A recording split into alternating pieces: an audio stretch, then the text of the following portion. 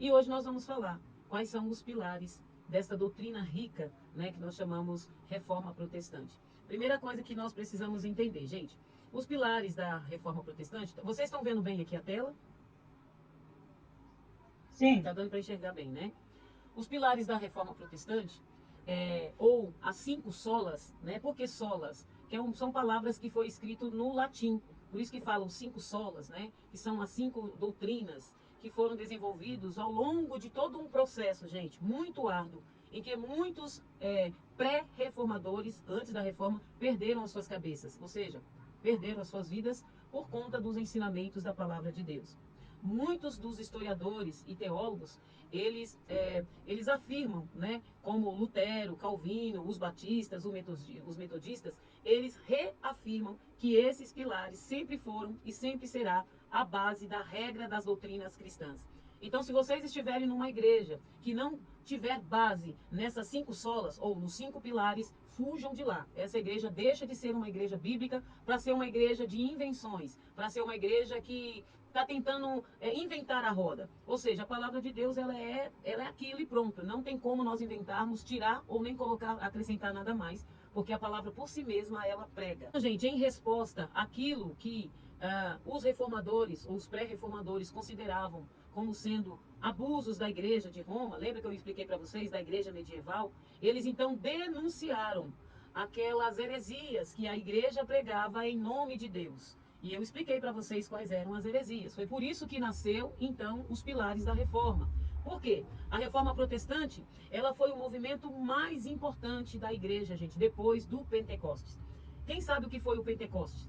Quando vocês leem o livro de Atos, no capítulo 1, vocês vão ver o povo de Deus, né, os 120 crentes que subiram para Jerusalém, aguardando que Jesus profetizou, dizendo: olha, ficam lá em Jerusalém, até que do alto sejais revestidos de poder, e depois vocês serão minhas testemunhas. Era a festa do Pentecostes. Então os irmãos estavam reunidos para a festa do Pentecostes, quando de repente eles foram cheios do Espírito Santo, e a partir daquele dia a igreja nunca mais foi a mesma. Então a reforma protestante, ela foi foi o movimento mais importante da igreja e para a igreja depois do Pentecoste. Até porque a reforma protestante não foi uma inovação. Não foi a ideia de inventar a roda. Na verdade, a reforma protestante foi e sempre será um retorno ao cristianismo primitivo, à doutrina apostólica. Então, guardem essa data, gente. No dia 31 de outubro de 1517, um monge agostiano, ou um padre, chamado Martinho Lutero, ele reformou a doutrina herege da igreja pelas cinco solas, pelos pilares que hoje é a base da doutrina cristã. Então, toda a igreja transparente, toda a igreja bíblica tem que ter como base os pilares da reforma protestante em toda a sua maneira de ser igreja. Desde a liturgia de um culto, até a comunhão com os irmãos, até o estilo de pregações, até o modo de viver diário através dos pilares da reforma. Martinho Lutero, ele fixou nas portas da igreja de Wittenberg as 95 teses contra as indulgências. O que eram as indulgências? Era a venda da salvação. A Igreja Católica dizia que se você quisesse ser salvo, você teria que se reverenciar ao Papa, você teria que vender os seus bens e depositar aos pés da igreja, você teria que praticar um monte de heresias, adoração aos santos, às imagens.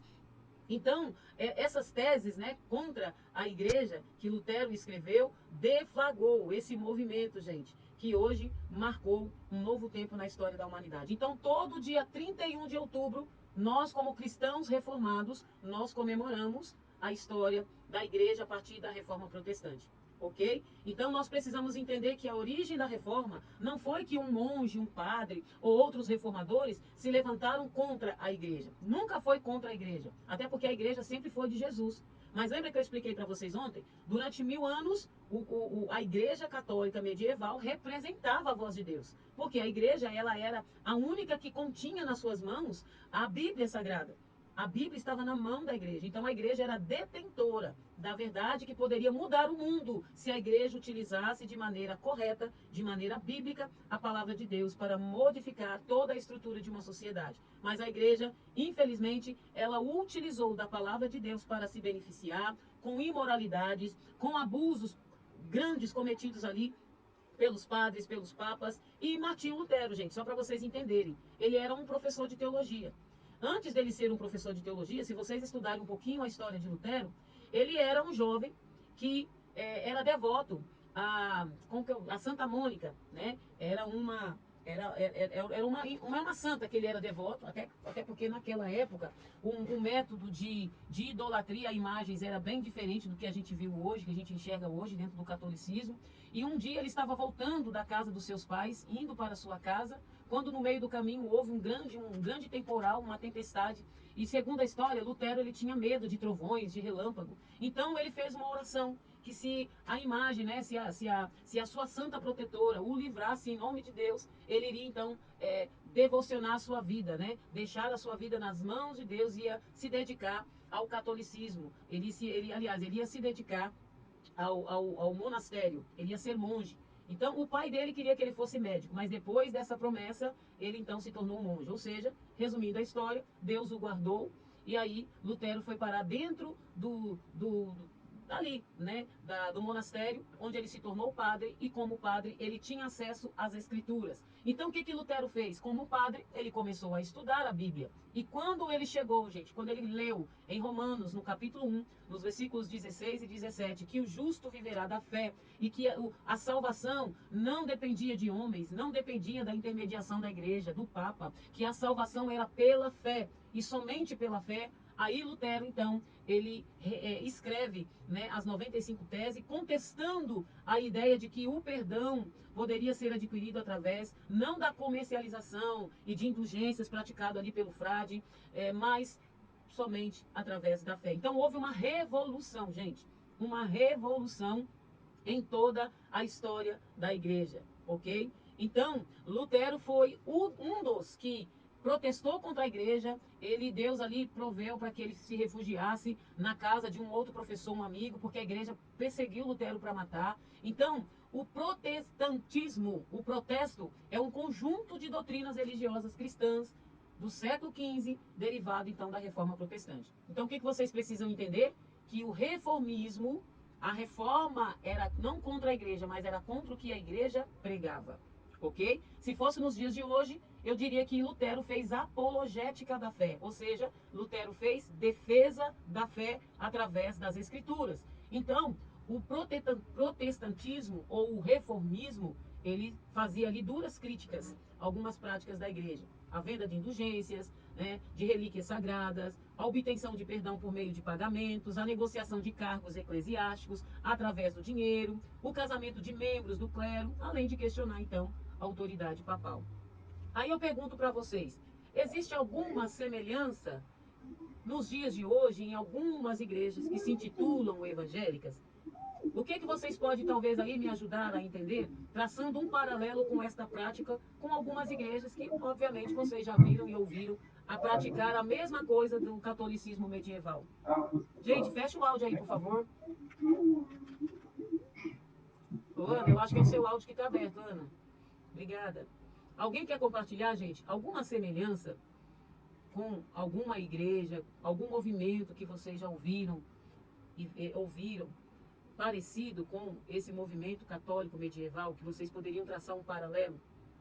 É a troca, tipo, olha, vem para Jesus que você vai ter isso, você vai ter carro, você vai ter casa. Tipo, olha, se você não obedecer, mas é aquela obediência no sentido ditador, se você não obedecer o seu líder, você é isso, você é aquilo, vai acontecer isso com você, se você não fazer tudo que o líder quer. Enfim, gente, eu não sei, eu acho que talvez eu que sou muito crítica no sentido positivo de observar essas coisas e identificar se isso é ou não é evangelho. Mas eu queria que vocês compartilhassem. Alguém já viu alguma coisa assim parecida, algum cenário, alguma situação que vocês gostariam de compartilhar aqui? Então, pastora, tenho assim, a minha sogra, ela participa de uma igreja, ela é membro de uma igreja, e que ela não pode fazer muitas coisas. Não pode assistir TV, não pode ir em aniversário, não pode comemorar a família. Realmente, eles são bem doutrinários, assim, né? A igreja que ela frequenta. E ela se policia demais em relação a isso, né? Para se manter lá, né? Isso, ok, ok. Mas neste caso lá, as regras que eles impõem compromete a salvação dela? Essas regras Ah, que sim. eles trazem? Sim, eles falam isso, que se ela não fizer do jeito que eles falam, ela pode perder, ela não continua a salvação dela, entendeu? Então, ó, esse é um ponto importante, Arielle. Obrigada por compartilhar. Tudo aquilo, gente, que coloque em pauta a sua salvação, fiquem de olho, fiquem atentos. Porque foi isso que aconteceu com Lutero. Como eu disse a vocês, Lutero não protestou contra a igreja. Lutero protestou, não só Lutero, mas todos os outros pré-reformadores, eles protestaram contra os ensinamentos pagão, herege da igreja. E é isso que toda vez que vocês vão congregar numa igreja, meu Deus, gente, tá caindo um mundo aqui, não sei aí. Por isso que todas as vezes que vocês forem congregar numa igreja, vocês precisam observar se a doutrina que está sendo pregada naquela igreja é uma doutrina dogmática que coloca em pauta a sua fé em Jesus, que coloca em pauta a sua salvação e que coloca em risco a sua vida eterna. Isso é muito sério. Uma coisa é a doutrina bíblica. O que é doutrina? Qual que é a diferença de doutrina para dogma? Alguém sabe? O que é uma doutrina e o Não, que é um dogma? Alguém sabe, gente? eu não sei. Então vamos lá, eu vou Dogma explicar. seria um conceito? Ah? Uma espécie de conceito? Eu vou explicar para vocês, ó. O que é doutrina? Doutrina é tudo aquilo que a palavra de Deus diz. É a palavra nua e crua. Isso é doutrina. Isso é doutrina bíblica. O que é dogma? Dogma são ideologias criadas por um líder de uma igreja, criada pelo homem, onde eles utilizam isso como uma regra dentro daquela igreja. Entende? Por exemplo, a Igreja Assembleia de Deus, ela tem, eles utilizam além da doutrina bíblica, que são as escrituras, mais algum RI, que eles chamam de registro interno. O que significa? Que a igreja lá tem um costume, por exemplo, eles não podem cortar cabelo, eles não podem usar calça, só pode usar saia. Isso é dogma, não é doutrina, porque não está nas escrituras. Entende? Então, dogma são regras ou ideologias criadas por determinada instituição religiosa. A igreja, a Congregação Cristã do Brasil, por exemplo, ela tem dentro do seu regime interno, é regime interno que eles chamam, tá? Além das escrituras, eles utilizam lá que a mulher não pode pregar, a mulher não pode falar em público, a mulher tem que usar o véu na hora do culto. Então isso, gente, são regras de uma igreja, não é doutrina. Só que onde que a coisa se transforma em heresia? É quando a liderança de determinada igreja pega o que é dogma e transforma isso como sendo doutrina. E aí vai comprometer o quê? A salvação dos fiéis. Porque se vocês pararem para ver, a maioria das igrejas pentecostais, e quando eu falo da maioria, gente, é a maioria. A maioria, a partir dos seus dogmas, olha, vocês não podem isso, não podem aquilo, coisas que nem existem na Bíblia, que eles usam como sendo pecado. E quando um irmãozinho lá, dessas igrejas principalmente, cai, gente, mas não é um cair assim, eles fazem coisa que até o diabo duvida, por conta de um dogma, não é doutrina. Porque a doutrina, ela confronta o homem de dentro para fora, porque é a palavra de Deus, ok? O dogma não. O dogma é um padrão que foi ali determinado por uma liderança de uma igreja que eles acreditam que aquilo é uma verdade e que a igreja precisa praticar. Então, além das escrituras, tem mais as regrinhas internas que cada um precisa seguir. Vocês estão entendendo? Então, cuidado. Quando vocês estão dentro de um movimento cristão e além das escrituras, eles utilizam mais os dogmas para que você, então, entenda que aquilo ali, se você não cumprir, você não será salvo por isso. Então, esse é um perigo que a gente precisa se atentar. Entenderam, gente? O dogma, gente, então é isso. É obrigatório para todos os membros de uma comunidade de fé. Então, quando você nega um dogma, isso pode levar à heresia ou à exclusão da comunidade. Era o que a Igreja Católica medieval fazia. Tá? Eles consideravam os seus dogmas como sendo as verdades absolutas, tá? Que não poderia ser alterado. E quem tentasse alterar isso era excomungado da igreja, era excluído, perdia a sua salvação dentro dessa definição de dogma. Então, geralmente, os dogmas eram proclamados ali pelos papas, né, por uma autoridade eclesiástica, como aqueles do concílio ecumênico, o papa, e assim sucessivamente. E hoje, em muitas igrejas, existem os dogmas internos, que eles chamam de regime interno. A igreja, por exemplo, é adventista do sétimo dia. Ellen White foi a fundadora dessa igreja. Se vocês pegarem a Bíblia dos Adventistas, atrás da Bíblia, nas últimas páginas, existe ali um regime interno, onde, além das escrituras, aquele povo teria que também seguir aquelas regras.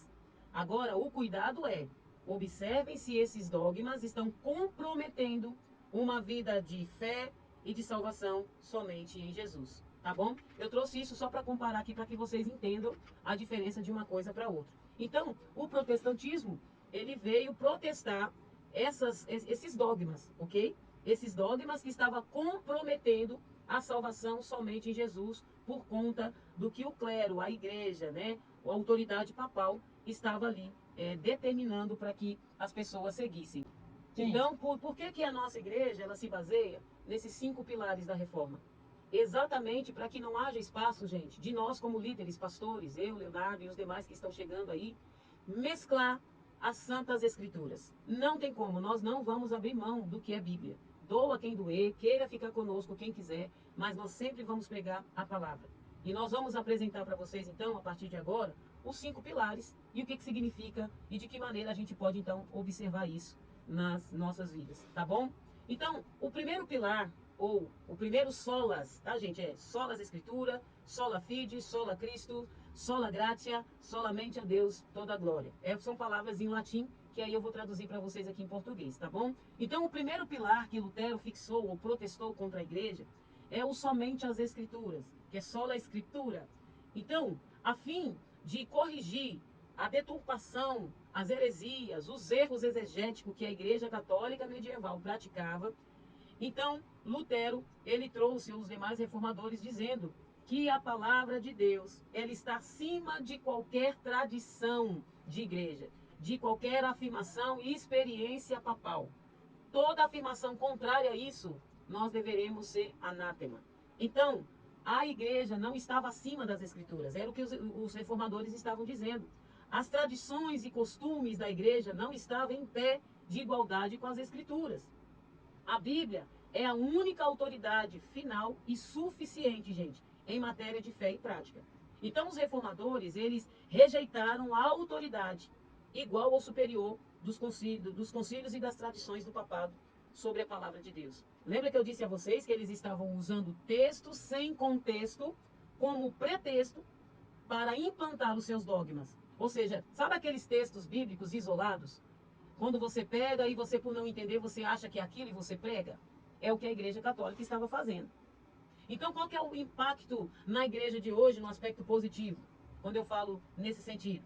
Que as igrejas evangélicas, elas continuam, pelo menos a maioria, as igrejas sérias, tá bom?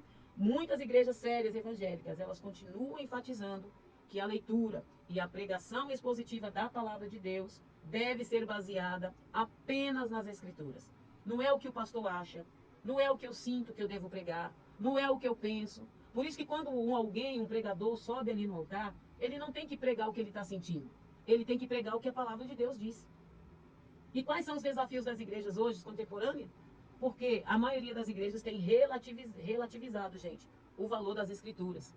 A maioria dos pregadores, os pastores, eles vêm priorizando as experiências pessoais e suas opiniões culturais, ou assim, de forma interpretativa, contextualizando da maneira que os seus sentimentos, da maneira que as suas experiências traz como sendo verdade. E é interessante que, eu não sei se vocês já perceberam, a maioria das igrejas que não tem uma base exegética e uma base hermenêutica, ou seja, a interpretação da Bíblia, eles pregam, muitos sobem no púlpito para falar das suas vidas, para contar experiências, para contar seus testemunhos. O altar é lugar para pregar a palavra.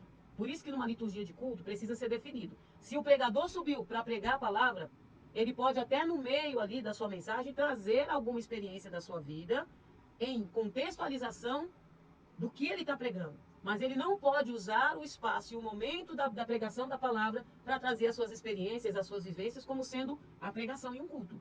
Jamais. Então, se isso acontece, gente, em alguma igreja, pula fora que estão tentando ali ludibriar os irmãos, estão tentando confundir a mente dos irmãos, e aí as pessoas elas vão acabar vivendo apenas de testemunhos, de experiências humanas, e não entendendo o que realmente a palavra de Deus diz, como elas devem viver. Paulo diz que a palavra de Deus ela é divinamente inspirada pelo Espírito Santo em seus originais. A palavra de Deus ela é inerrante, ela é infalível, ela é eterna em seus originais. Então, um livro, gente, que deve ser lido, levando em consideração as questões literárias, culturais e políticas, é a palavra de Deus. Ela é viva, ela é fiel e ela é eficaz. E ela vale, não só valeu para o tempo passado, mas ela vale para os dias de hoje. A palavra de Deus se renova todos os dias. Então, quando alguém tentar substituir dentro de algum movimento religioso, de culto, ou no momento de um encontro, qualquer outra coisa que não seja as escrituras, desconfie. Essa pessoa está tentando ludibriar a fé de alguém e isso pode confundir vocês. Então, nunca substitui dentro de um culto a palavra de Deus por uma historinha humana, por uma experiência de alguém, porque isso não muda a vida de ninguém, ok? O que modifica as nossas vidas é a palavra de Deus. Eu vou dar um exemplo para vocês. Quem aqui já ouviu falar em Benihim? Eu já ouvi. Já ouviu falar, Luciano? Benihim, Sim, gente, já ouvi. Benihim foi um dos evangelistas muito conhecido na década de 90. Depois vocês pesquisam. Benihim, ele teve uma experiência pessoal com o Espírito Santo em uma campanha evangelística, onde o Espírito Santo disse para ele que no momento que ele passasse o paletó, haveria uma unção de Deus muito grande e as pessoas que fossem impactadas através daquele movimento, essas pessoas teriam as suas vidas transformadas. Isso foi uma experiência que Deus deu para ele para um movimento evangelístico. O que Benihim fez? Ele escreveu um livro, inclusive chamado Bom Dia Espírito Santo, vocês podem pesquisar, vocês vão ver, onde Benihim... Então, veja bem, onde Benihim, ele traz essa experiência que ele teve com o Espírito Santo, aplicando algumas questões doutrinárias bíblicas sem exegese bíblica. Benihim cometeu um erro terrível, se transformando num herege. Porque foi uma experiência pessoal, naquele movimento, para aquele momento. E não era algo doutrinário. Vocês entendem onde eu quero chegar? Quando ele misturou o conceito bíblico, que é o conceito doutrinário, gente, com aquela experiência, Benihim cometeu o que a gente chama hoje de heresia. Porque isso não é uma prática bíblica, foi uma experiência de Deus para aquele momento, para aquele movimento, e ele transformou aquilo como algo doutrinário. Este é um problema que a maioria de homens de Deus e mulheres de Deus precisa se atentar. Porque Deus pode me dar uma experiência, por exemplo, uma revelação, para um movimento, por exemplo, em um dia de culto. Isso pode acontecer, sim ou não, para qualquer um de nós. Mas foi para um propósito específico. Porque eu não posso é pegar aquele movimento de uma experiência de Deus comigo e trazer como doutrina. Por que doutrina? Porque a palavra de Deus ela já está escrita. Não tem como eu reescrever algo que já foi escrito e inspirado por Deus. Eu estaria trazendo uma nova inspiração. Uma coisa é Deus te dar experiência para um mover, para um propósito. Outra coisa é você utilizar questões bíblicas, texto sem contexto, e fazer toda uma heresia a partir de uma experiência que você teve com Deus. Eu não sei se vocês entenderam onde eu quis chegar. Eu não estou invalidando a experiência de Benihim. Foi Deus quem deu, foi uma direção de Deus e de fato aconteceu milagres sobrenaturais naquele dia. Só que Benihim, ele pegou isso e trouxe isso como uma doutrina bíblica. Então esse é um erro muito equivocado que a maioria de homens de Deus, gente, eu falo homens de Deus, que Deus usa poderosamente, tem cometido, inclusive nos dias de hoje. Ok? Então o que é doutrina? Doutrina é o que é imutável, é o que não muda, é o que não se altera. Quando eu pego minhas experiências de fé ou com Deus e tento aplicar isso dentro da Bíblia como sendo a verdade infalível e absoluta, eu estou cometendo heresia. Então esse é o problema. Tá bom, gente? Somente as escrituras. Pode falar. Tem algumas igrejas que até eu estava vendo esses dias, que eles têm a parte de a pessoa cair. E aí, então, é uma experiência que a pessoa teve, então, só que aí ele colocou como doutrina, porque aí ele está ensinando as pessoas como que soca. Então, era onde eu queria chegar. Aí a pergunta é, como que vocês vão questionar isso e contestar se aquilo é um movimento doutrinário ou se foi uma experiência humana? É quando você lê na Bíblia e você não vê nenhuma unção do paletó, por exemplo, do Benihim. Não existe essa unção na Bíblia. Foi uma experiência que Deus deu para ele com um propósito naquele momento, naquele movimento. Por exemplo, tem um pastor, gente, eu não vou citar o nome aqui, porque como vai ficar gravado eu vou subir para o YouTube para eu não ser processado. Tem um pastor que está ensinando os líderes da igreja como soprar na mente das pessoas, na cabeça das pessoas e as pessoas caírem. Ele dá aula, ele ensina quais são os truques e quais são os métodos de fazer as pessoas caírem na hora do culto. Eu pergunto para vocês, onde está escrito isso na Bíblia? Que existe um método para as pessoas caírem no chão quando o pastor soprar na sua cabeça e orar e ele cair. Onde que está escrito isso? O que eu quero dizer? Uma coisa é a experiência que Deus nos dá para um propósito, outra coisa é a verdade imutável e absoluta que não deve ser alterada e modificada. Esse é o problema. Que as igrejas que estão hiperlotadas hoje são esses movimentos. Os movimentos das revelações que existem por aí, é isso, gente. De homens que têm algumas experiências e usam isso como base doutrinária. Eu vou dar um exemplo. Quando vocês pegam a igreja primitiva, vocês vão ver que o que acontecia, aquele mover que acontecia através da vida dos apóstolos, quando as pessoas iam para os apóstolos aplaudir, bater nas costas, olha o Pedro. Qual era a resposta desses homens para essas pessoas? Gente, o que vocês estão vendo aqui, não veio de mim, viu? Isso aqui foi Deus que se manifestou através do seu Espírito para que haja um mover, uma transformação no dia de hoje. Vocês sempre vão ver os apóstolos se defendendo no quesito de que, olha, a glória não é para mim. A glória é de Deus. Foi um propósito que Deus quis realizar nesta cidade, na vida deste povo. Então, os apóstolos, eles poderiam muito bem usar isso como doutrina. A Bíblia diz que quando Paulo passava o lenço, muitas pessoas eram curadas. Não era o lenço que Paulo passava, era o poder que estava na vida de Paulo. E para que naquela região, naquela cidade, até por conta do politeísmo, até por conta do paganismo, as pessoas precisavam ver de forma simbólica algum objeto para crer em Jesus. Então Deus usava estratégias em cidades e em momentos específicos. Mas se vocês olharem lá, não existe nenhuma doutrina que Paulo criou sobre a unção do lenço. Porque as pessoas tocaram no lenço e as pessoas foram curadas. Pedro, quando passava, a sombra de Pedro curava os enfermos. Pedro não criou uma doutrina de que o lenço era uma doutrina porque Deus usou aquele movimento naquele dia para curar os enfermos. Vocês estão entendendo onde eu quero chegar? Então existirão muitas experiências de Deus para cada um de nós, que a gente não pode colocar isso como uma regra de fé e doutrinária que vai ser válido em todos os movimentos. Talvez foi para algo específico, talvez foi para validar o seu ministério, talvez foi para aquela cidade, talvez foi para aquela igreja que precisava de algo especial, então Deus usou, né, o poder dele em você, através dessas experiências, e aí foi só para aquilo. O problema é que Benihim continuou. Todos os movimentos por onde ele passou, onde ele passava, ele jogava o paletó. E aí as pessoas, gente, automaticamente se jogavam. Automaticamente ela se jogava. E muitos diziam, olha, é o poder de Deus. E não era. Aí acabou que virou carnal.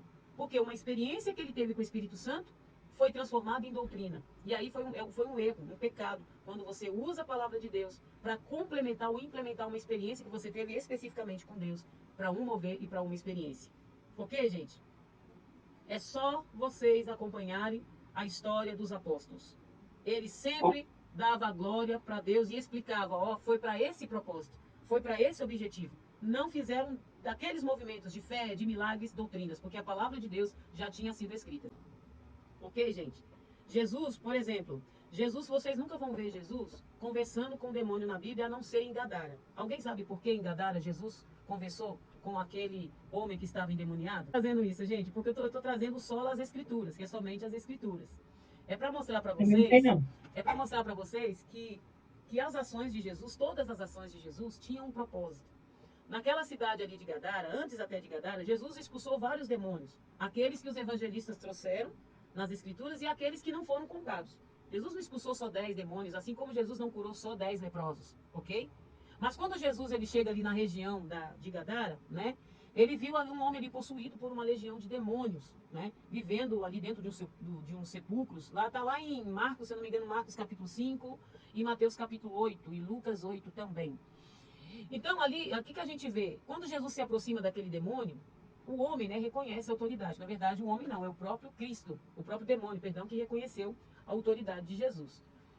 E quando se fala de autoridade, ali na cidade de Gadara, o que era válido para que as pessoas crescem em algum mago ou em algum mágico, em alguém que se dizia ser divino, seria uma comprovação de autoridade. Eles teriam que, aquela pessoa, o mago, o mágico que seja, deveria demonstrar que tinha autoridade através da palavra. Então o que Jesus faz? Quando Jesus chega naquele lugar e viu que aquela cidade era uma cidade totalmente idólatra, pagã e de pessoas endemoniadas, porque as pessoas, elas se inspiravam por uma autoridade, né? Sabe aquela pessoa que tem um título, eu sou autoridade, então elas deveriam mostrar isso. Então o que Jesus faz para evidenciar? Jesus estava demonstrando ali que ele tem o controle do mundo espiritual nas suas mãos, inclusive dos demônios. Entende, gente? Então foi por este motivo que Jesus conversa com aquele demônio, né? Deixando ou permitindo que ele entrasse dentro daquelas manadas de porcos. Tirando isso, nenhum outro endemoniado vocês vão ver Jesus conversando. Então, o que eu quero dizer? Tudo que Jesus fez, todas as ações, tinham um propósito específico para aquela região, para algum fim. Nada era por ser. Nada, gente. Tudo tinha um propósito. O que eu quero dizer? Que quando vocês tiverem experiências com o Espírito Santo de alguma situação, não crie uma nova doutrina. Ou não utilize essa experiência como uma verdade doutrinária. Foi uma experiência do Espírito Santo para você, para que alguma situação fosse resolvida, para a cura de algum enfermo, para a resolução de alguma situação. É como que, por exemplo, Deus dá aqui para nós, pastor Léo e eu, estratégia, dentro de um mês ou outro mês, de levar um determinado tema bíblico, ou sei lá, de trazer a igreja para a oração. Não é que, é claro, isso é bíblico, porque a gente está seguindo o que a palavra de Deus diz. Mas algumas experiências, alguns movimentos que nós viveremos, pode ser que seja só para aquele mês. Pode ser que seja só para aquele dia. Vocês estão entendendo? Então é isso que eu quero trazer, não somente as escrituras, para que vocês entendam. Quando as pessoas pegam as suas experiências pessoais e criam delas uma doutrina, elas se transformam em heresias. Porque ai daquele, né? Anátema seja, o apóstolo Paulo diz para Timóteo, seja anátema, ou seja, pula fora de tudo aquilo que acrescenta ou diminui a palavra de Deus. Amém? O segundo solas, ou o segundo pilar, é o somente Cristo. Então, a primeira é somente as Escrituras. A palavra de Deus, ela é infalível, ela é imutável e nada altera isso. Essa é a verdade absoluta. Alguém quer falar, gente? Pastora, Oi? eu quero falar. Dentro desse contexto que a pastora acabou de dizer, é o que nós vemos muito hoje em pseudo das igrejas, essas doutrinas de até mesmo se dialogar com o demônio, né? Sim. Você vê que eles amarram o demônio ali, eles batem mó papo, o que você vai fazer, o que você está fazendo, o que você faz na casa do cristão que faz isso, faz aquilo, e em modo algum a gente vê Jesus Exatamente. dialogando, batendo papo, ou, na verdade, entrevistando demônios, né? Isso. Então isso aí são verdadeiras doutrinas realmente de demônios mesmo. Exato. Porque, gente, se o culto que nós prestamos para Deus é para Deus, por que nós vamos usar o tempo e o espaço para ficar entrevistando e chamando demônios? É óbvio, vou dar um exemplo. Se ali no nosso momento de culto, o tempo que nós temos ali de quase 2 horas de culto, se nós começarmos, é pilintra, não sei o quê, demônio não sei das quantas, se manifesta. Gente, vai se manifestar. É óbvio que vai se manifestar. Por quê? A gente está chamando. Agora, se nós vamos para um culto para prestar culto a Deus, é para Deus. E se o demônio se manifestar no momento de culto que é prestado para Deus, qual que é a doutrina bíblica que nos dá essa ousadia de ir em nome de Jesus expulsar? Que Jesus diz para nós, vocês têm autoridade sobre demônios, então vocês vão em nome de Jesus e repreenda, só isso. Sai dele, acabou. Eu não preciso chegar lá, fulano de tal, quem tá aí, qual que é o seu nome, quantos anos você tem, né? Gente, isso aí é totalmente antibíblico. Se manifestar, em nome de Jesus, é o nosso papel e é bíblico, nós temos que repreender e expulsar. Entende? Agora, o nosso culto não deve ser para ficar ali exaltando a Satanás. É igual os cultos que o pregador ou aquela pessoa que foi designada para fazer a oferta fica 1 hora falando de dinheiro. Gente, a gente está tirando o momento de cultuar Deus, o momento mais importante, que é levar a nossa adoração, a glória que é para Deus, para focar em outras coisas que não faz sentido dentro de um culto bíblico. E vocês vão ver isso quando a gente falar sobre o módulo de um culto bíblico, como que deve ser um culto bíblico, tá bom? Mas tem lugares aí que o propósito do culto é expulsar os capirotos. É só para isso. Aí fica aquele movimento, o pessoal, ai, nossa, é horrível. É horrível, fica um show de horrores. Aí eu pergunto, cadê Jesus? E por que os demônios saem? Porque em nome de Jesus eles têm que sair. Eles não suportam o nome de Jesus. Se nós criarmos ali um ambiente de gente endemoniada, vamos trazer os endemoniados e vamos colocar na roda. E no momento vamos chamar os demônios e eles vão se manifestar. Gente, qual é o propósito disso? Qual é o propósito disso? Isso não é libertação e vocês vão ver que expulsar demônio não é um processo de libertação. Se aquela pessoa não tiver vínculo com a cruz, não tiver vínculo com Jesus, você vai expulsar e vai vir mais 7, porque a porta continua aberta. Então, assim, o que a gente precisa? É fazer isso aqui que nós estamos fazendo hoje. Aprendendo de forma bíblica como se posicionar biblicamente em todas as situações. Então, somente as escrituras. É isso que nós precisamos guardar aqui. Amém? Em 7 minutinhos vai cair, mas aí eu mando lá de novo, tá bom? Gente, eu ainda tô no primeiro solo, meu Deus do céu. É assunto, hein? O segundo pilar é somente Cristo. Gente, qual era uma das maiores heresias praticada pela igreja? É coisa boa. Oi? Mas a explicação tá boa, dá para entender bem direitinho. Ai, que bom que vocês estão entendendo, gente. Se não estiver entendendo, gente, levanta a mão, ó, abre o áudio e fala, pastora, não entendi, repete, eu vou repetir. O importante é que vocês Eu tô tenham... ficando um pouco revoltada com tudo que eu vivi até agora, né? Mas tudo bem. Como é que é, Ana? Eu tô ficando um pouco revoltada com tudo que eu vivi até agora, né? Mas tudo bem. Mas nunca é Então tarde, viu, estamos Ana? começando. Pode prosseguir, eu tô um pouco revoltada, assim, pensando, lembrando mais coisas, mas tudo certo. Pode Mas nunca é prosseguir. tarde para aprender, Ana. E glória a Deus que você está aqui, viu? Foi propósito de Deus. Isso é muito bom, gente. Meu Deus do Isso é céu. muito bom, mas faz parte. Mas vamos lá. O Somente Cristo, gente, foi um dos pilares que os reformadores eles defenderam. Por quê? Uma das heresias difundidas ali pela Igreja Católica nos séculos que antecederam a Reforma era sobre o Papa ser o representante de Cristo na Terra. Ou seja, isso dava autonomia para o papado introduzir outras heresias no meio do povo e escravizar aquelas pessoas que eram mais leigas, que acreditavam que o único caminho para chegar a Deus passava pelos rituais da igreja. Gente, isso era terrível. Tanto que até os dias de hoje a Igreja Católica pratica o confessionário, né? Naquela época, tudo, inclusive a ciência, tá? Teria que confessar ao papado, teria que informar ao papado. As suas vidas estavam entregues nas mãos do papado, nas mãos da igreja. Significa que o papa e a igreja era quem autorizava, gente, inclusive a ciência de se movimentar. Olha como a igreja tinha um poder e influenciava o mundo a partir da sua prática religiosa.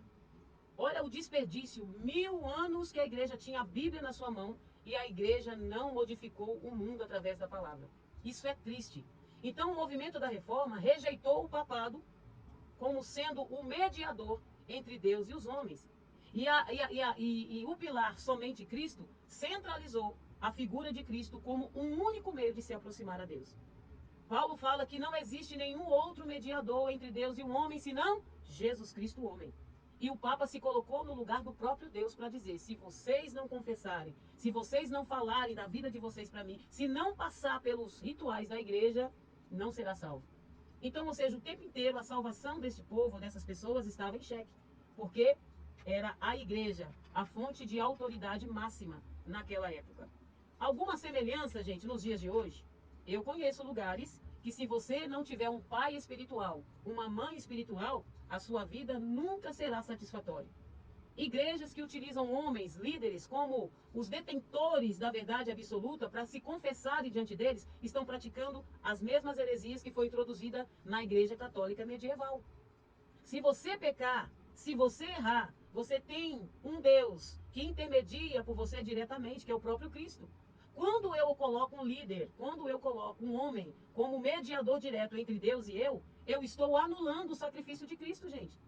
Então rejeita esse movimento que eu tenho que ter um pai espiritual para me conduzir, para me levar, a não ser que dentro dos 5 ministérios lá, que sejam os pastores, lembra? Os 5 ministérios deixados em Efésios capítulo 4 e 11, é exatamente essa liderança que vai conduzir você, os pastores. Para isso existem pastores, para te aconselhar, para te orientar de forma bíblica qual é a maneira que você deve viver.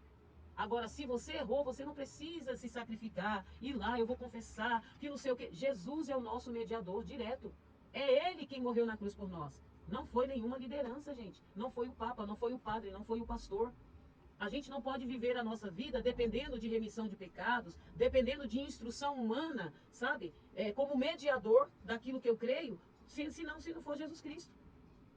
Eu sei que é muito caótico, talvez complexo o que eu estou dizendo aqui, mas era o que a igreja católica medieval praticava. Tudo passava por ela. Eu não sei se vocês conhecem aquelas igrejas que um membro, gente, ele só se movimenta, inclusive para casar, inclusive para comprar uma casa, inclusive para, ou seja, a vida da membresia da igreja, elas só são movimentadas através de uma autorização de uma autoridade espiritual, sendo um líder de uma célula, um líder não sei de quê. Gente, eu já vi pessoas se arrebentarem por terem se casado com pessoas que não tinham nada a ver com elas, por autonomia de uma autoridade espiritual chamada liderança. E essas pessoas tomaram decisões terríveis e se casaram, e a maioria hoje está tudo separado. Por quê? Porque vão buscar mediadores para determinar as suas vidas, para desenharem as suas vidas, para guiarem as suas vidas. Quem nos guia, gente? Quem deve guiar as nossas vidas é somente o Espírito Santo de Deus. Pastor não tem autoridade de falar para você ir para lá e para cá. A obrigação do pastor é te orientar biblicamente sobre como você deve viver. Agora, fujam de líderes, pastores que se dizem autoridade espiritual, que querem guiar a vida de vocês. Vão para lá, vão para cá, se mova para ali, troca de casa, não troca de casa, casa com esse, descasa com aquele. Cuidado. Hoje tem um monte de pessoas padecendo porque as suas vidas estão nas mãos de uma autoridade espiritual, de uma liderança, de uma cobertura espiritual, ok? Então, o movimento da reforma, gente, rejeitou o papado como o mediador entre Deus e os homens, tá? E centralizou a figura de Cristo como único meio de aproximar o homem de Deus. Não existe, gente, outro, ninguém. Pode ser o homem mais santo deste mundo. Pode ser o pastor mais lindo, mais bonito, mais crente, mais bíblico. Não existe nenhum outro mediador que vai regenerar você do pecado, que vai perdoar você do seu pecado, a não ser Jesus Cristo. Ok? Então esse era o problema, o fundamento ali em Mateus 16, 18. A doutrina romana afirma que o Papa era a pedra fundamental da igreja, sobre a qual a igreja estava edificada. E depois eu vou ensinar isso para você. Essa é uma palavra no grego. Pedro e pedra, que faz totalmente ali uma confusão até hoje na cabeça dos católicos, que eles dizem que o Papa é o representante, ou seja, a igreja é o representante de Deus na terra, por conta daquela palavra que Pedro falou, e Jesus falou para Pedro: tu és Pedro, e sobre esta pedra eu fundamentarei a minha igreja. Então existe ali pedra para Petros, que tem outro conceito e outro sentido. A igreja só tem um fundamento, gente. A igreja está fundada em Cristo. Amém? Então, a pedra sobre a qual a igreja está edificada é Jesus Cristo. Só Ele é a rocha que não se abala. Então, edificar a igreja sobre qualquer outro fundamento é construir para o desastre. É por isso que vocês estão vendo aí, vão ver sempre um show de horrores. Ok, gente? As Escrituras nos ensinam que Cristo assumiu definitivamente todos os ofícios que foram instituídos no Antigo Testamento. Ele se tornou sacerdote, profeta e rei, a fim de que houvesse comunicação entre Deus e o homem. Ou seja, todos os rituais do Antigo Testamento, tudo aquilo, gente, era sombra para o que viria. Tudo era sombra. Jesus veio. Quem é o nosso sacerdote direto? Jesus. Quem é o nosso profeta direto? Jesus. Jesus representa a Páscoa. Jesus representa a lei. Jesus, tudo era sombra. Todas as festas, todos os rituais apontavam para o Cristo. Então, a mensagem do Monte da Transfiguração, lá conforme Marcos 9:2, vocês vão ver que Cristo, quando os discípulos ali, eles veem, né, a imagem ali de Elias e de Moisés, vocês vão ver que Cristo é superior até a Elias, até a Moisés. Ainda que Elias, naquele momento, era um símbolo profético do Antigo Testamento, era uma figura importante para o povo judeu, assim como Moisés, que era uma figura importante para os judeus por conta da lei. O próprio Deus apresentou Jesus, como aquele que era superior a Moisés, superior a Elias, porque ele foi quem que desceu nas mais baixas, nos mais baixos lugares, para nos garantir a vida eterna. Então, a gente não pode utilizar o homem como guia para as nossas vidas. Eu peco, imagina se eu falar para vocês assim: olha, vão para lá e vão para cá, através do que eu acho, do que eu penso. Se um dia, gente, eu cair, quem eu estou conduzindo dentro do meu conceito humano vai cair comigo. Então, o pastor, ele tem a obrigação de orientar e aconselhar a sua ovelha de forma bíblica. Qualquer outra figura, gente, de liderança, que não seja pastoral, que está guiando a vida de vocês, pula fora disso, porque não é bíblico. Não é bíblico. A não ser que ele esteja encaixado, enquadrado, dentro dos 5 ministérios, que nós vamos ver lá em Efésios, capítulo 4, do versículo 11. Nós vamos estudar isso quando a gente for falar dos dons ministeriais, ok? Então, tomem muito cuidado com isso. Cristo é o nosso sumo sacerdote. Lembra que na antiga aliança era somente o sumo sacerdote que tinha a autoridade de entrar no Santo dos Santos para pegar o sangue ali e espargir na arca da aliança em remissão dos pecados do homem. No Antigo Testamento, o homem pecador ele não podia se apresentar diante de Deus, gente, devido à justiça do próprio Deus. Por isso que Deus estabeleceu um sacerdote. Mas aí Cristo venceu na cruz e ele elevou o nível do ofício sacerdotal, se tornando o sumo sacerdote eterno, remidor do pecado de todos os homens. Então, somente Cristo. Não há outro mediador entre Deus e o homem. Cristo como profeta. Gente, lembra que o sacerdote, ele tinha a função de levar o homem diante de Deus? Então, o profeta, ele trazia uma palavra que era direcionada por Deus, falava com o homem, e o homem aceitava ou não, para voltar-se a Deus. Cristo é esse profeta, que ele instruiu a humanidade nas coisas de Deus, a fim de curar a cegueira e a ignorância humana. Cristo é o único profeta confiável e ele nos deixou o seu evangelho para que fosse conduzidos por ele. Eu não sei vocês, mas gente, eu conheço tanta gente que as suas vidas são guiadas por profecias, por conta dos profetas. Vocês já ouviram? Eu vou lá na casa do profeta fulano de tal. Eu vou lá na casa da profeta fulano de tal para ouvir o que Deus tem para mim. E aí essa pessoa muitas vezes rejeita as escrituras, rejeita o que a palavra está dizendo. A maioria das pessoas vive em função de profecias. Quando as suas vidas elas são guiadas por profeta, isso é terrível, porque se o profeta cair, se ele errar, você nunca mais volta para a igreja. Por isso que Cristo é o único profeta confiável. E ele deixou a sua palavra para que a gente seja guiada por ela. Então, cuidado. Esse é um outro ponto. Cristo, ele é rei. Quando vocês olharem a história da Antiga Aliança, quando eu falo Antiga Aliança, do Antigo Testamento, durante a monarquia de Israel, muitos reis, eles ascenderam ao trono para governar.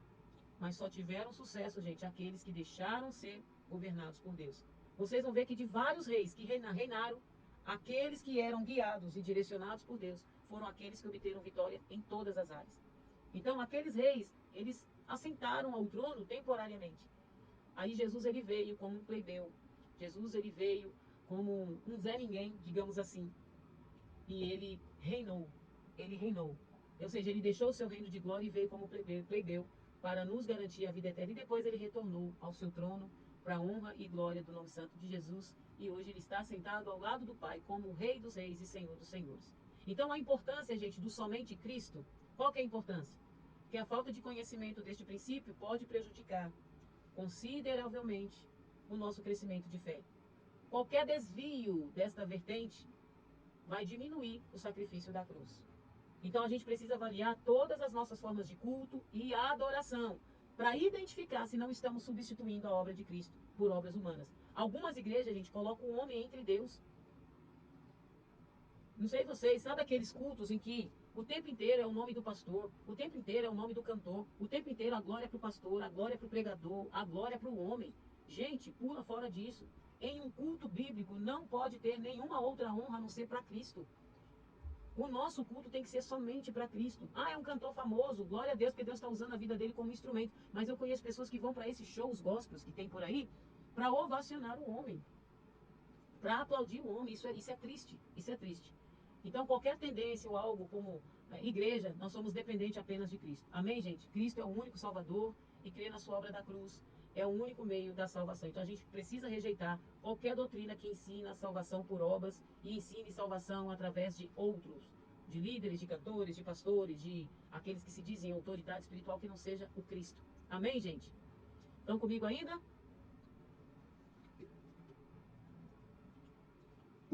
Sim, Vocês estão desmotivados? Estão tristes, gente?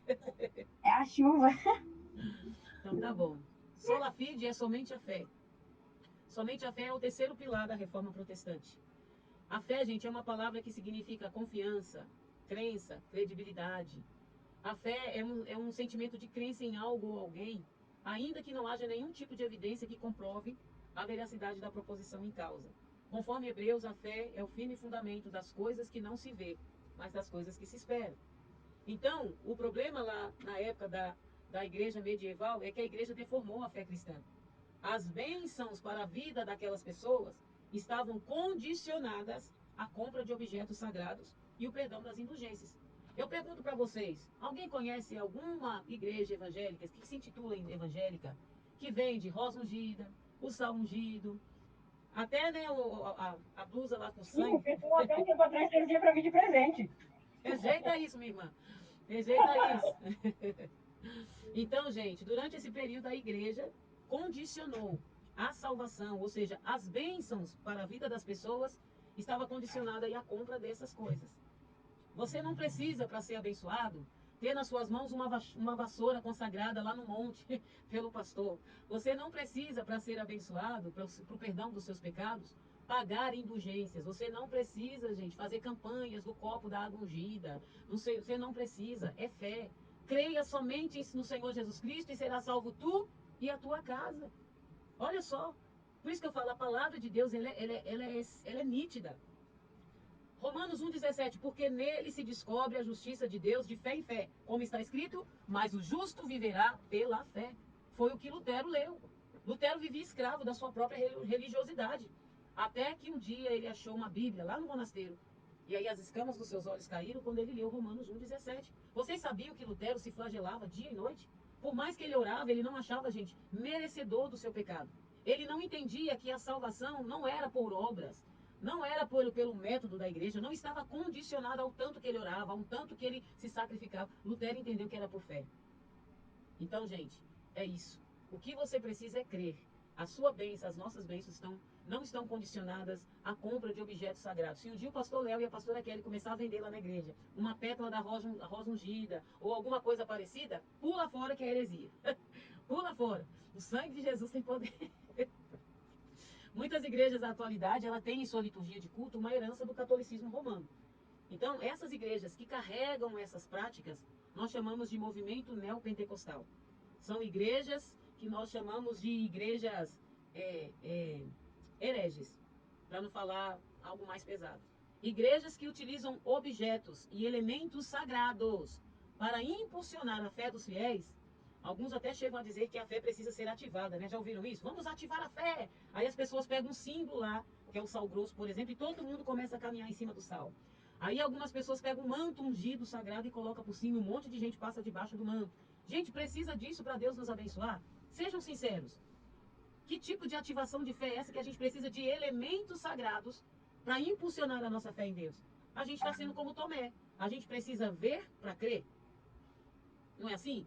Então o Evangelho ele não traz consigo nenhuma materialização ou canalização da fé. No momento que o poder da fé está condicionado a algo terreno, então deixa de ser fé. Eu vou dar um exemplo, e que Deus faz, gente, até por misericórdia das pessoas, por ignorância. Talvez você vai dizer assim, mas pastora, eu já fui tão assim abençoado. Por exemplo, a minha avó é da época da igreja Deus é Amor, que no momento da oração, como um ato de fé, eles pediam para que as pessoas colocassem um copo d'água, né, na frente do rádio, e depois que tomassem a água, elas eram curadas. Quantas pessoas que eu conheci, de fato, foram curadas? Mas não foi por conta do copo d'água, gente. Essa é a questão.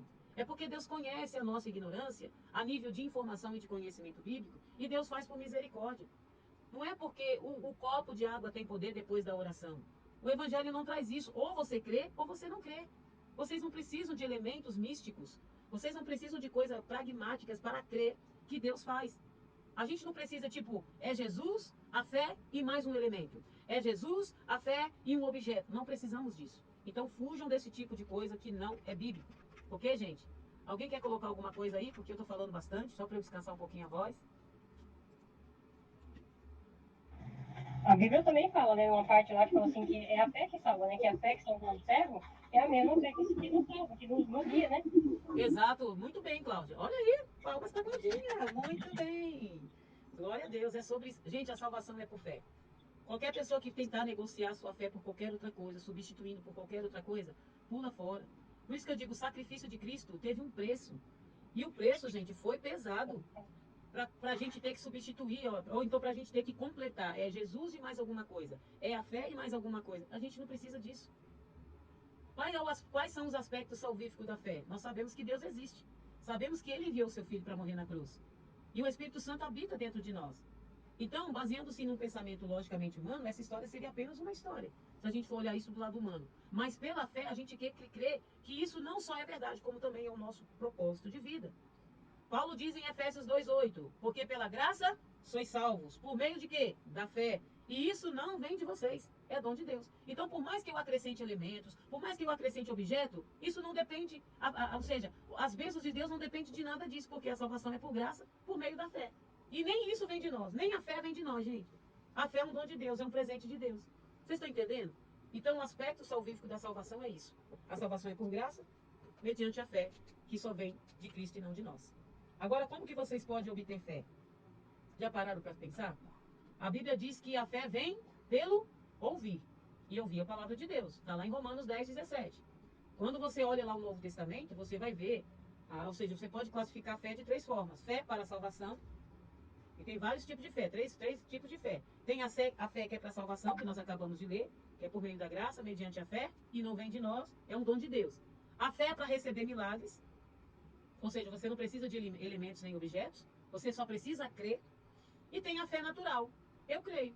Então, entre os tipos de fé elencados aqui em cima, a mais importante é a fé salvífica. Você precisa crer para ser salvo. E esta fé, ela é gerada em nós quando nós ouvimos a palavra de Deus e nós somos convencidos pelo Espírito Santo que somos pecadores e que precisamos da salvação. Amém, gente? Então, uma das maiores proclamações da reforma é que nós somos salvos pela fé e não pelas obras. Mas também fé sem obras ela é morta. Tiago também diz, se tu tens fé e eu tenho obras, mostra a tua fé. Sem as tuas obras e eu te mostrarei a minha fé pelas minhas obras. Então não adianta ter fé e não ter obra. Não adianta eu crer e não praticar obras. Então é um conjunto. Não adianta só a fé sem as obras e não adianta as obras sem a fé. O que a Igreja Católica fazia era, confia no papado. As bênçãos estão em você barganhar. E não é bíblico. Então este tema tem se tornado um grande dilema aí no meio dos cristãos, porque nem todo entende aí os efeitos da fé. Então a salvação, gente, não é por obras, mas a ausência também das obras nos condena. Então todo aquele que crê em Cristo serve a ele para ser salvo. Ou seja, a obra é servir a Jesus para ser salvo. Ah, eu creio em Jesus, basta só crer, gente? Eu preciso então servi-lo para ser salvo. Por que muitas pessoas falam, eu creio em Jesus? Não está salvo se você não praticar os critérios e os métodos da salvação. É o comportamento natural e espontâneo que nos identifica se nós realmente cremos em Jesus para salvação ou não. Se eu falo, eu creio em Jesus e eu não pratico as ações do Evangelho, as obras da fé do Evangelho, eu não estou sendo salvo. Então a gente precisa tomar cuidado com as nossas vidas. Só crer em Cristo, sem obras, não te garante a salvação. Amém, gente? Tiago diz, Tiago 2:18, mas direi a alguém, tu tens a fé e eu tenho as obras. Mostra-me a tua fé sem as tuas obras e eu te mostrarei a minha fé pelas minhas obras. Então a fé de todo cristão, ela é vista pelas obras. Amém? Acho que ficou claro para vocês aqui, ok? Vamos no quarto pilar, que é o somente a graça. Esse aqui a gente sempre prega na nossa igreja, a gente sempre fala da graça. O cristianismo, gente, é a religião da Bíblia, da fé e do Cristo crucificado, aquele que ressuscitou no terceiro dia. Mas tudo isso se trata de uma só coisa, chamada salvação. A salvação, então quando você pensa em graça, você precisa entender o que é salvação, ok? Quando a gente fala de graça, a gente está falando de salvação. A salvação, ela é a expressão do amor de Deus por nós, ok? Nós não tínhamos como dar nada em troca da nossa salvação. Depois que Adão pecou, gente, nós fomos todos que nasceram depois de Adão, nós entramos dentro da condenação eterna, automático. Todos que nascem depois de Adão já nascem em pecado. Mas mesmo assim, Deus nos salvou através da morte do seu filho. Então isso se chama graça. Graça é quando alguém que é justo se torna injusto para redimir o outro da sua condenação. Isso é graça. Então graça é esse substantivo, ok? Que dentro da teologia é o que nos ajuda a entender os critérios da salvação. Então, se você crê que Jesus, ele se fez imperfeito, ele se fez injusto por você, você então é salvo pela graça. Mediante a fé, e isso não vem de vocês, é um dom de Deus. Ok, gente? Então, somente pela graça é um dos pilares da reforma e teve como viés, gente, o quê? Desconstruir a falsa doutrina praticada de novo lá pela igreja.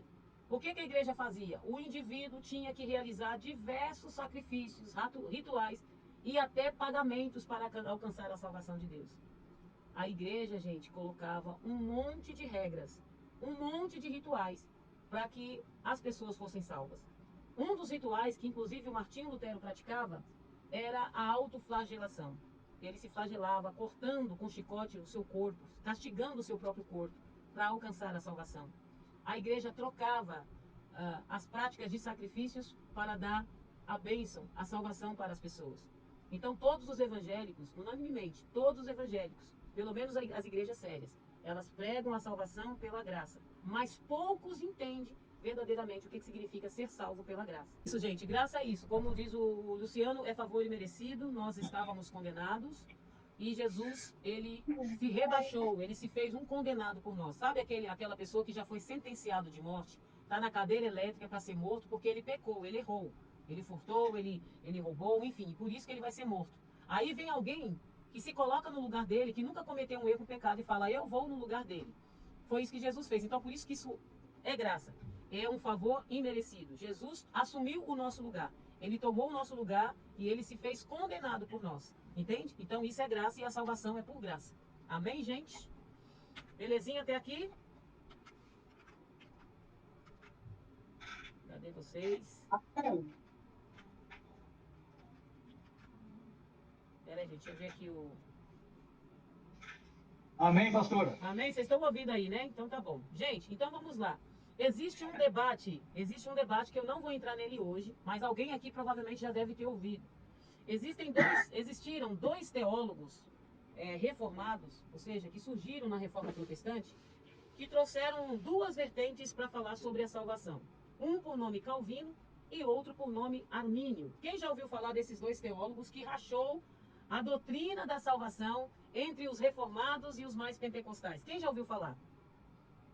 Duas correntes teológicas, Calvino e Armínio. Acho que vocês nunca ouviram, né? Ou se não ouviram, eu vou só falar um pouquinho para vocês. Não vou entrar no mérito, porque isso aqui é umas 3 horas de aula, mas é interessante vocês saberem disso. Há quase 500 anos atrás existiu uma discussão entre duas correntes teológicas que têm visões divergentes sobre a salvação pela graça. De um lado, nós temos os irmãos calvinistas, que são os presbiterianos ortodoxos, que se vocês estudarem, por exemplo, lá, quando vocês entrarem depois lá no Instagram, já ouviram falar em Augusto Nicodemos? Falando dos caras mais conhecidos, o Augusto Nicodemos, o Hernandes Dias Lopes, eles são calvinistas, tá, gente? Eles acreditam que Deus salva pela sua soberana vontade, escolhendo aqueles que ele quer salvar. Olha isso, gente, isso gerou discussões e geram até hoje debates de muitas vezes um irmão calvinista ficar com raiva do outro irmão o arminianista. E do outro lado nós temos os irmãos arminianos, de Armínio, tá? O nome dos caras um era Armínio e outro é Calvino. Então, esses arministas, eles acreditam que o homem é quem escolhe ser salvo ou não. Gente, isso é papo para mais de metro. Então, quando vocês olham as escrituras, vocês vão ver que existe a linha de equilíbrio entre essas duas interpretações. A Bíblia fala das duas questões. O problema é que existe uma divergência de opinião por conta disso. Agora, independente da visão, se um é mais calvinista, se o outro é mais arminianista, o importante é você saber que o seu nome está escrito no livro da vida. Eu só estou trazendo isso aqui para vocês entenderem que durante anos esse tema sobre a salvação pela graça foi objeto de discussão durante a história da igreja, tá? Agora, se Deus escolhe quem quer salvar, os que pecaram e permaneceram no pecado e não tiveram opção de seguir outro caminho, ou se é o homem que escolhe ser salvo ou não, isso aí, gente, não vem ao caso neste momento, uma vez que você precisa entender, a salvação é por graça. E isso é mediante a fé e não vem de nós, vem de Jesus Cristo, tá bom? Mas se vocês quiserem, para crivo de curiosidade, pesquisem sobre a doutrina de Calvino e a doutrina de Armínio sobre o aspecto da salvação, tá bom? E o último, soli Dio glória, e somente a Deus glória, que é o último pilar, a Bíblia vai falar que a glória, gente, está vinculada à questão do poder de Deus. Mas aqui no sentido deste quinto pilar, a glória está relacionada ao mérito de honra. Quando a gente fala somente a Deus toda a glória, aquele que só merece honra é somente Deus. A glória é honra, fama, celebridade, adquirida por obras feitas virtudes. Só Cristo merece toda a glória. Nenhum de nós, por mais que nós estudemos a Bíblia a vida inteira, por mais que eu jejum, por mais que eu faça sacrifícios, gente, a glória não é para nós. O apóstolo Paulo fala, quer comais, quer bebais, faça tudo para a glória de Deus. Tudo que você é, tudo que você tem é para glorificar o nome de Deus. Somente a glória é um dos pilares, gente, instituídos ali pelos reformadores, que confrontava a prática religiosa de transferir o mérito que era para Deus para o alto clero da igreja. Então, os reformadores protestavam, acreditando que os seres humanos, mesmo santos, os canonizados ali pela igreja, os papas, que eram as autoridades eclesiásticas na época, não eram dignos de glória que lhes foi atribuída. Então, quando você vê um culto em que o homem está sendo ovacionado, que a glória está sendo para ele, gente, nós estamos, neste caso, roubando ou transferindo a glória que era para Deus para o homem. Por isso que o nosso culto precisa ser cristocêntrico. Cristo no centro. Nós não podemos ter uma liturgia de culto egocêntrico, o homem no centro. Então tomem cuidado. Às vezes você vai em alguma igreja para cultuar a Deus e chega lá, o culto é totalmente, toda a estrutura, o ambiente é para o homem e não para Deus. Então de Gênesis a Apocalipse, Deus exige seu lugar no coração do homem. Desde as suas manifestações, quando Deus manda Moisés lá no Egito para tirar o povo de Israel de lá, o objetivo de Deus era destronar os deuses pagãos que estavam no coração daquele povo e estabelecer o seu lugar como único Deus verdadeiro. Então, se nem mesmo os anjos, gente, aceitaram a adoração, conforme Apocalipse 19:10, quanto mais nós, homens pecadores, pobres pecadores. Então, tomem cuidado. Amém? Então, nós terminamos aqui os 5 pilares da Reforma Protestante. Então, é isso, gente. Eu falei para vocês aqui do módulo da Reforma, tá, protestante. Eu gostaria de falar um pouco sobre a diferença do pentecostalismo e reforma. Quanto tempo nós temos aqui? Deixa eu ver se a gente tem tempo suficiente. Eu vou tentar entrar nesse módulo aqui para vocês conseguirem entender por que depois da reforma protestante surgiram outras vertentes diferentes da reforma. Então, se você é cristão, você precisa saber de cor e salteado que toda a estrutura de culto, que toda maneira de ser e viver tem que ter base nesses 5 pilares da reforma protestante, ok? Porém, depois da reforma, outros movimentos, gente, surgiram no decorrer da história. Houve um movimento reformado no mundo inteiro, começando pela Europa. Então, o Lutero, que foi o pai da reforma, ele traduziu a Bíblia do latim para o alemão, e depois disso, os demais foram traduzindo a Bíblia ali do alemão, no caso, né, perdão, do alemão, para outras línguas. Então, foi assim que a Bíblia que nós temos hoje chegou nas nossas mãos. O João Ferreira de Almeida traduziu a Bíblia para a nossa língua em português, graças a essa tradução do latim para o alemão. Então, você precisa entender como que a Bíblia chegou até nós, tá bom? Então, houve a reforma, a Bíblia foi, então, traduzida e o mundo inteiro teve acesso, então, às Escrituras. Porém, aí é onde eu quero chegar nos outros movimentos que surgiram depois da Reforma Protestante. Vocês aguentam eu falar um pouquinho sobre o movimento pentecostal e a Reforma? Quem aguenta, diga, eu fico mais 30 minutos. Gente, vamos lá. Depois da Reforma Protestante, como eu disse, a Bíblia ela foi traduzida para várias línguas no mundo inteiro. Tanto que, quando Paulo, né, vocês vão ver que quando Paulo prega em toda a Ásia, na época lá de Cristo, né, depois da era de Cristo, a Ásia inteira, né, conhecia, falava o grego, e é por isso que Paulo conseguiu alcançar o mundo inteiro. Da mesma forma, aconteceu com a Reforma Protestante. Depois que a Bíblia foi traduzida, o mundo inteiro passou a conhecer a Deus a partir das Escrituras. Existiam alguns homens, os pré-reformadores, antes de Lutero, que começaram, né, a plantar a ideia da reforma. Então, como resultado dessa boa semente, lá atrás, né, que Paulo plantou na Europa, o cristianismo de Constantino encontrou ali uma forte resistência por parte daqueles que perseveravam na doutrina dos apóstolos. Então, lá em Atos 2,42, os remanescentes, né, que ficaram conhecidos como pré-reformadores, eles deram sequência à comissão, né, que é continuar pregando a palavra de Deus de acordo com a doutrina reformada.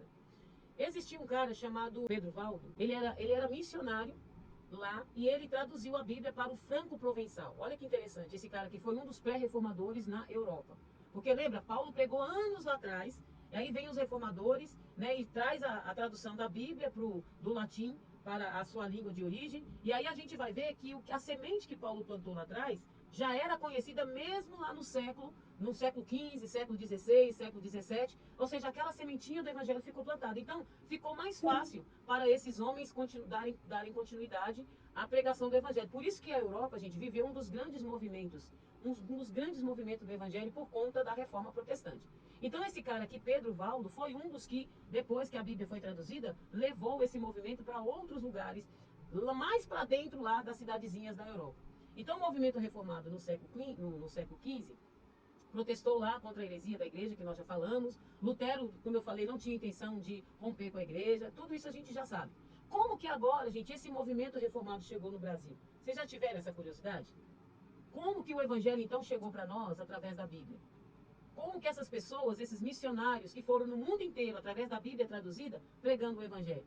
A história relata que o surgimento da primeira igreja protestante aqui no Brasil, né, foi fruto da ocupação holandesa lá no Nordeste no ano de 1630 ao ano 1654. Foi a igreja reformada chamada Potiguara. Gente, nasceu lá da união de índios e holandeses. Olha que coisa linda. Reformados vieram para o Brasil, né? E aqui eles plantaram a primeira igreja evangélica indígena das Américas. E aí mais tarde vieram as igrejas reformadas, as mais tradicionais, que são as centenárias, que é a igreja luterana e a presbiteriana. Mas em 1630, a Igreja Reformada Potiguara, nascida aí, né, com esses protestantes lá da Holanda, que veio no Brasil, colonizaram os índios aqui, então eles plantaram a primeira igreja evangélica indígena das Américas. Isso é muito lindo, não sei se é que eu viajo na história, então eu gosto. Agora, qual que é a origem do pentecostalismo? Vamos lá. A igreja protestante e luterana eram igrejas reformadas, ok, gente? Que defendia os 5 pilares da reforma. A igreja luterana e a igreja presbiteriana. Com a chegada aqui dos holandeses, instalando aqui a igreja reformada potiguara, também nasceu a igreja luterana e a presbiteriana. São as igrejas mais antigas reformadas que tem no Brasil. Porém, uma das características do protestantes do século XV era o cessacionismo. Quem sabe o que era o cessacionismo? Lembra que eu expliquei para vocês? Deixa eu ver se vocês estão aqui ainda, porque em 13 minutos vai cair. Se não der tempo, eu termino amanhã. Lembra que eu expliquei para vocês que os cessacionistas eram aqueles que acreditavam que os dons espirituais se limitavam apenas na era dos apóstolos. Aquelas manifestações não eram para os dias de hoje. Então, qual foi o problema ali da reforma protestante? Que a maioria das igrejas, como a presbiteriana e a igreja luterana, que chegou aqui no Brasil, eles não criam nas manifestações dos dons espirituais. Então, do século XVI até o século XIX, o protestantismo começou a ter ramificações dentro do movimento. Então, o principal motivo era as manifestações dos dons espirituais, porque os dons espirituais estão na Bíblia. E como eles anularam a ideia da manifestação dos dons, então a igreja, ou seja, o movimento protestante começou a rachar, começou a dividir. Então, nos Estados Unidos, muitos cristãos começaram a ter experiências com os dons espirituais.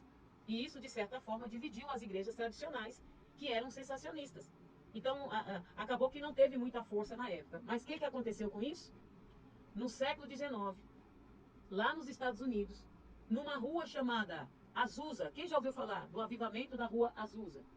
Lá no século XIX, um pregador, gente, afro-americano, chamado William Joseph Seymour, ele deu início a cultos de adoração com características interraciais. Para vocês terem uma ideia, ele congregava numa igreja batista nos Estados Unidos, no ano de 1906, até o ano de 1915. Dentro de um galpão, de um lado, os negros estavam sentados, do outro lado, os brancos.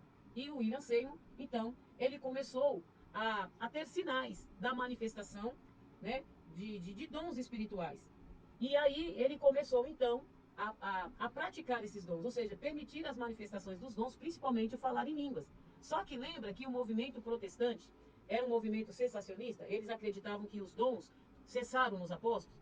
Aí foi quando, então, um dos sinais que marcaram esses cultos que William Seymour começou a falar, que no caso era o falar em línguas, esse movimento, ele rachou, então, a igreja reformada, e o William Seymour, então, foi para um galpão onde ele começou ali a trazer as manifestações dos movimentos pentecostais, principalmente como falar em línguas. Então, por isso que o protestantismo se dividiu, por conta das experiências da glosolalia. É uma palavra estranha, né? Que era o tal da manifestação do falar em línguas, que na teologia o pessoal chama de glosolalia. Então, esse movimento se expandiu pelo mundo e ficou conhecido como o movimento pentecostal. É por isso que a gente vai ver hoje, nós temos os nossos irmãos reformados, lá da igreja presbiteriana, um povo mais ortodoxo lá da igreja luterana, que não falam em línguas, que não creem no dom da manifestação do falar em línguas, porque eles acreditam que parou lá nos apóstolos. E aí vem, no século XIX, William Seymour, um homem que recebeu o dom de falar em línguas. Então ele traz esse movimento para o mundo inteiro, reunindo com os irmãos num galpão, onde as pessoas eram impactadas pelo Espírito Santo, de sorte que elas caíam na rua, as pessoas dormiam na rua falando línguas, gente. Então foi um movimento muito forte, que foi chamado então de movimento pentecostal. E aí, esse movimento pentecostal também chegou no Brasil, de que maneira? Em 1910. Vieram 2 missionários, Gunaving e Daniel Berg, em 1910. Chegou lá no Belém do Pará, né? A princípio eles pertenciam à Igreja Batista, mas eles acabaram sendo influenciados pelo movimento pentecostal, que eles conheceram lá nos Estados Unidos. Então eles fundaram a primeira igreja, a Assembleia de Deus, lá no Pará, e consequentemente foi a primeira igreja pentecostal a chegar no Brasil, foi a igreja Assembleia de Deus, através desse movimento, trazido por esses 2 missionários, Gunaving e Daniel Berg. Aí vocês vão ver que hoje existem igrejas mais pentecostais, que adotam mais os movimentos, né, do falar em línguas, profecia, do que o movimento reformado, que é praticar as doutrinas, ou seja, os pilares da Reforma Protestante. Por isso que nós aqui, nós somos pentecostais reformados, porque nós cremos na manifestação dos dons, desde que esses dons tenham os pilares inseridos, os pilares da Reforma Protestante, gente. Ok? Desde que esses dons sejam bíblicos, ok? A gente não proíbe as manifestações dos dons, desde que estejam enraizados na palavra de Deus. Ok? Dúvida até aqui, por enquanto? Não, né? Então, Gunnar Ving e Daniel Berg trouxeram, então, esse movimento para o Brasil. Em 1910, nasceu a primeira igreja pentecostal, a Assembleia de Deus. No mesmo ano, também chegou no Brasil 2 missionários italianos, gente. Luiz Franciscon, onde ele fundou a Igreja Brasil para Cristo. Olha quanto tempo, hein? A Brasil para Cristo. Foi lá em Platina, no Paraná. E eles ensinavam, né? E eles enfatizavam o batismo nas águas por imersão e o batismo no Espírito Santo. Então, a partir deles, aconteceram as grandes cruzadas evangelísticas, né? Onde deu origem, então, à congregação cristã no Brasil, que foi a segunda igreja pentecostal no Brasil. Quais foram os erros e acertos desses dois movimentos? Deixa eu ver se eu consigo falar aqui em 7 minutos, para vocês entenderem. As primeiras igrejas pentecostais, elas faziam cruzadas de cura e libertação. Vocês vão ver que nos anos 80, a igreja que nasceu a partir de Davi Miranda, que é a Igreja Deus e Amor, também enfatizava nos seus cultos e nas suas campanhas evangelísticas essas cruzadas de cura e libertação. Eles incentivavam que o povo buscava os dons espirituais e o batismo no Espírito Santo. Depois eu vou explicar para vocês que o dom do falar em língua não tem nada a ver com o batismo com o Espírito Santo. Batismo no Espírito Santo é uma coisa e o falar em línguas é um dom. São movimentos diferentes. Então esse movimento de fato promoveu a salvação e a libertação de milhares de pessoas. Mas o que eles deixaram de fazer? Eles não priorizavam e não priorizaram o ensino bíblico. E acabou gerando diversas mutações teológicas no Brasil. Ou seja, por conta destes movimentos, eles davam mais ênfase nas profecias, no falar em língua, no movimento do reteté, do pentecostalismo, e eles não implantavam a doutrina bíblica através dos pilares da reforma. As pessoas, elas buscavam sempre aqueles cultos de cura, de libertação, de impacto, mas não tinham Bíblia. E aí a igreja deixou a desejar. É sempre assim, gente, importante nós sabemos que o mundo espiritual e a parte bíblica, né, o que a Bíblia nos ensina, é importante a gente buscar sempre um equilíbrio. Uma igreja, ela precisa do Pentecoste, ela precisa da manifestação dos dons, e vocês vão entender o porquê. Mas uma igreja sem priorizar a palavra de Deus é só barulho, se torna aquela igreja só barulhenta, onde as pessoas não têm a mudança no seu caráter, não têm a mudança de vida. Da mesma forma, a igreja reformada. A igreja que só prioriza o ensino bíblico e não a manifestação dos dons espirituais é uma igreja inchada, é uma igreja que só tem conhecimento, mas falta aquela coisa gostosa que é o mover do Espírito Santo. Então sempre precisamos buscar o equilíbrio. É por isso que eu falo que nós somos uma igreja pentecostal reformada. E é por conta desse problema, né, dessa falta de equilíbrio, que essa ênfase na espiritualidade, sem essa associação do somente a Escritura, somente Cristo, somente a fé, somente a graça e a Deus, somente glória, que nasceu então um dos piores movimentos cristãos no mundo e no Brasil, que é o movimento que nós chamamos hoje de neopentecostalismo. O movimento neopentecostal nasceu por falta disso, do equilíbrio. Então, na década de 80, surgiu o movimento neopentecostal com Kenneth Hagin e a Valnice Milhones. Eu acredito que vocês já ouviram falar dessas duas pessoas. E este movimento, ele veio como herança do catolicismo, como, por exemplo, a canonização de homens, retrocedeu ao judaísmo, gente, e suas leis, porque eles trouxeram para si a teologia da prosperidade, trouxe para si algumas premissas de invocar as bênçãos de Abraão, alguns movimentos e unções que não existem na Bíblia, e nós vamos falar sobre isso na sexta-feira, que é no nosso próximo encontro. A maioria das pessoas que estão chegando na nossa igreja hoje vieram e são parte e ainda fazem parte desses movimentos neopentecostais. Neopentecostal. É por isso que a maioria de pessoas que frequentam e frequentaram essa igreja vivem em conflitos internos e conflito com a própria Bíblia. Porque, como eu disse, não adianta a gente buscar ou enfatizar a tal espiritualidade, o fogo, fogo, fogo, fogo, sem conhecer a profundidade dos 5 pilares da reforma protestante. Ok, gente? Não, só estou meio decepcionada ainda, mas tudo bem. Cláudia, você é muito engraçada, Cláudia. Gente, eu estou trazendo para vocês aqui conceito histórico, tá? Conceito bíblico, e tudo que eu estou falando, eu estou mandando para vocês, vocês podem pesquisar. Se vocês gostam de teologia, se vocês gostam de uma boa exegese, o que é exegese? É trazer para fora o que está dentro do texto.